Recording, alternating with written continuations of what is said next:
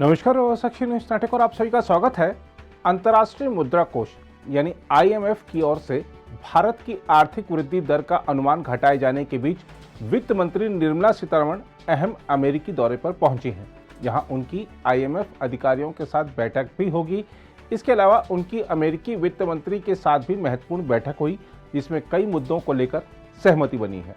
अमेरिकी दौरे पर आई वित्त मंत्री निर्मला सीतारमण ने अपनी अमेरिकी समकक्ष जेनेट येलेन से मुलाकात की और उनके बीच द्विपक्षीय संबंधों, वैश्विक स्थिति तथा G20 की भारत की अध्यक्षता समेत विभिन्न विषयों पर बात हुई। बैठक के बाद वित्त मंत्रालय ने ट्वीट किया, दोनों नेताओं ने मौजूदा वैश्विक व्यापक आर्थिक स्थिति समेत पारस्परिक हितों के अन्य मुद्दों पर बात की। दोनों मंत्रियों ने G20 की भारत की आगामी अध्यक्षता के मद्देनजर कई अहम मुद्दों पर भी चर्चा की। इसके अलावा सीतारमण ने अमेरिका भारत आर्थिक और वित्तीय साझेदारी की 11 नवंबर को नई दिल्ली में होने वाली बैठक में शामिल होने के लिए अमेरिकी वित्त मंत्री येलेन को आमंत्रित किया।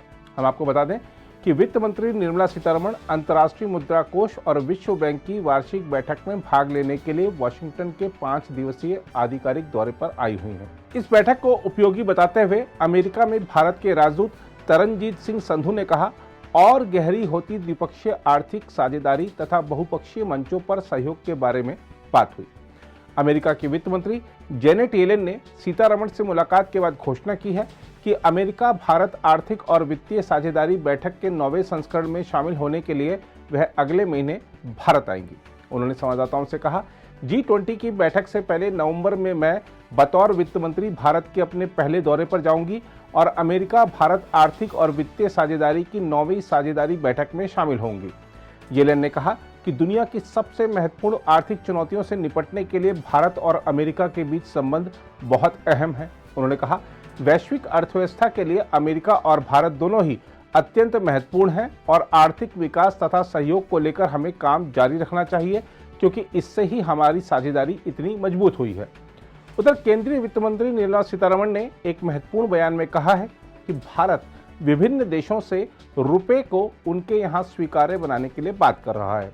सीतारमण ने ब्रुकिंग्स इंस्टीट्यूट में कहा, इसके अलावा UPI, भीम ऐप और NCPI यानी भारतीय राष्ट्रीय भुगतान निगम पर इस तरह से काम किया जा रहा है ताकि उनके देशों में उनकी जो प्रणालियां हैं वे हमारी प्रणालियों के साथ मिलकर काम कर सकें और इनके मिलकर काम करने से उन देशों में भारतीय विशेषज्ञता को बल मिलेगा। अमेरिका में UPI शुरू करने संबंधी एक छात्र के सवाल के जवाब में वित्त मंत्री ने कहा, हम कई देशों के साथ मिलकर काम कर रहे हैं। हम आपको बता दें कि उस छात्र ने कहा था कि उसे भारत की UPI प्रणाली पर गर्व है और पूछा था कि इसे दुनिया के साथ साझा करने की योजनाएं क्या हैं। सीतारमण ने कहा, हमारी कई देशों से बातचीत चल रही है। सिंगापुर और संयुक्त अरब अमीरात रुपए को अपने देश में स्वीकार्य बनाने के लिए आगे आ चुके हैं। इसके अलावा केंद्रीय वित्त मंत्री निर्मला सीतारमण ने विभिन्न देशों पर प्रतिबंध लगाने के खिलाफ पश्चिम जगत को आगाह करते हुए कहा है कि निकट भविष्य में विकसित देशों को अपने राजनीतिक और आर्थिक नीतिगत फैसलों के वैश्विक प्रभाव की जिम्मेदारी लेनी चाहिए। ब्रुकिंग्स इंस्टीट्यूट थिंक टैंक में अपने पहले से लिखे भाषण में उन्होंने कहा, यह पूरी तरह से स्पष्ट है कि अंतर्राष्ट्रीय सहयोग की पहले से कहीं अधिक आवश्यकता है। सीतारमण ने कहा, निकट भविष्य में विकसित देशों को अपने राजनीतिक और आर्थिक नीतिगत फैसलों के वैश्विक प्रभाव के लिए जिम्मेदारी लेनी चाहिए और उन राष्ट्रों पर प्रतिबंध लगाने की बजाय जो केवल अपने लोगों के लिए अपने नैतिक और लोकतांत्रिक दायित्वों को पूरा कर रहे हैं, सुरक्षा तंत्र को मजबूत किया जाना चाहिए। हम आपको बता दें कि सीतारमण की इस टिप्पणी का महत्व इसलिए भी अधिक है क्योंकि अमेरिका के नेतृत्व वाले पश्चिमी देश रूस से अपनी तेल खरीद को कम करने की कोशिश कर रहे हैं और यहाँ तक कि अन्य देशों के साथ ऐसा जारी रखने पर प्रतिबंध की चेतावनी भी दे रहे हैं।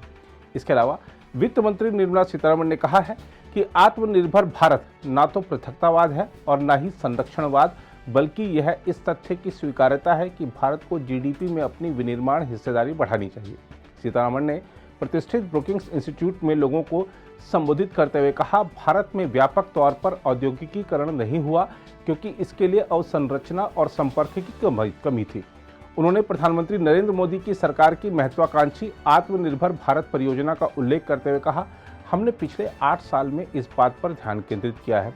उन्होंने कहा कि आत्मनिर्भर भारत का गलत आशय निकाला जाता है, जबकि वास्तव में यह इस तथ्य की स्वीकार्यता है कि भारत को कुशल और अर्धकुशल कामगारों के लिए रोजगार के अवसरों के सृजन के लिहाज से सकल घरेलू उत्पाद में अपनी विनिर्माण हिस्सेदारी बढ़ानी चाहिए। बहरहाल देखना होगा कि वित्त मंत्री का अमेरिका दौरा क्या रंग लाता है, क्योंकि निर्मला सीतारमण को विपक्ष कल से बहुत घेर रहा है।